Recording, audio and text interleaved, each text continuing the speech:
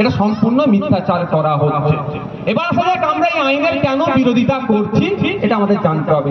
এই আইনে বলা হচ্ছে কি জানেন, 5 বছর আপনাকে প্র্যাকটিসিং ইসলামের মধ্যে থাকতে হবে। এবার প্র্যাকটিসিং ইসলামের ডেফিনিশনটা দেয়নি, সংজ্ঞাটা কি কি হবে।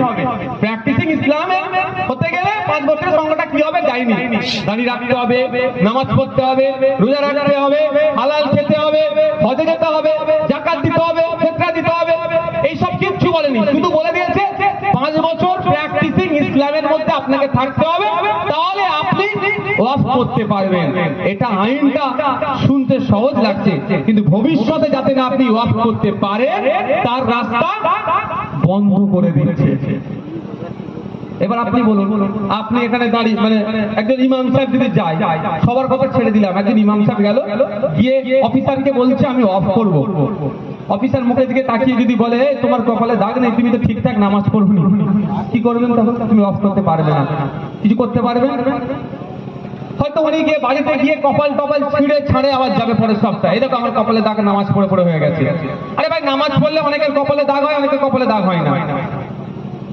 কপালে দাগ থেকে নামাজির প্রমাণ নাকি?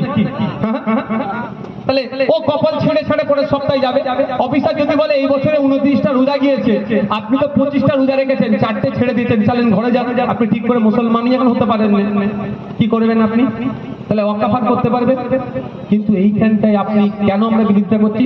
সংবিধানের 15 নম্বর আর্টিকেলে বলা হচ্ছে জাত, ধর্ম, বর্ণ, লিঙ্গ দেখে কোনো আলাদা আলাদা ভাবে তার সাথে আচরণ করা যাবে না।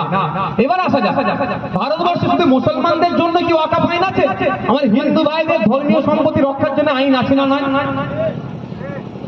ভারতবর্ষের মুসলমানদের জন্য সারা ভারতবর্ষে একটা আইন আছে, আর আমার হিন্দু ভাইদের ধর্মীয় সম্পত্তি